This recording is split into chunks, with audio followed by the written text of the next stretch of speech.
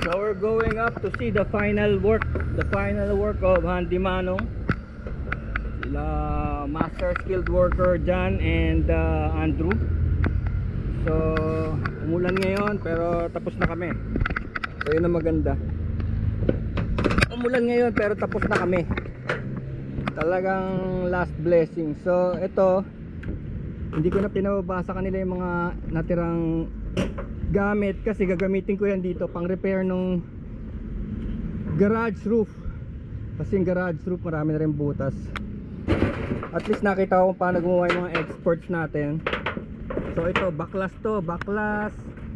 Tapos kinabit yung C-Parlin. Actually marami natirang C-Parlin. That's around 400, 480 isang haba. So maraming paggagamitan yan dito. Ito yung ayusin ko pa.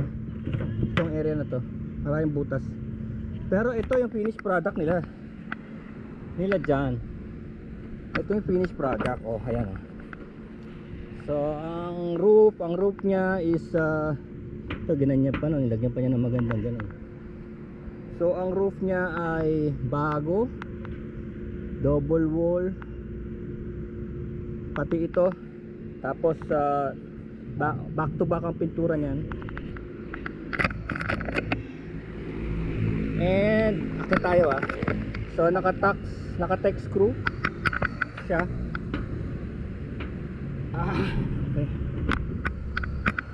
So ganito ang services natin. Pag tinignan nyo sa gilid silip tayo. Ito yung C-Parlin pati yung trussing niya. So yung C-Parlin trussing nakita naman natin sa mga initial videos natin. Ayan. So ito yun. Ito yung center na pinabend ko. So yan, nilalagyan pala ng couplers na ganyan. Ayan. So yan ang finished product niya from there to here.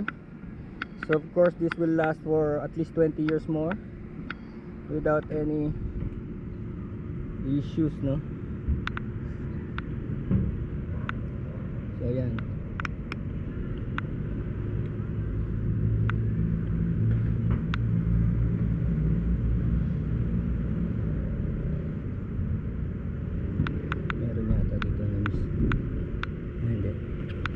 Problema kasi dito mayroong puno ng bayabas. So yung bayabas constantly naglalagay ng mga dahon.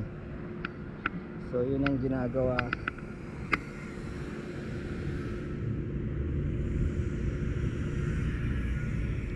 So that's it, that's the work. That's the Handy Manong work.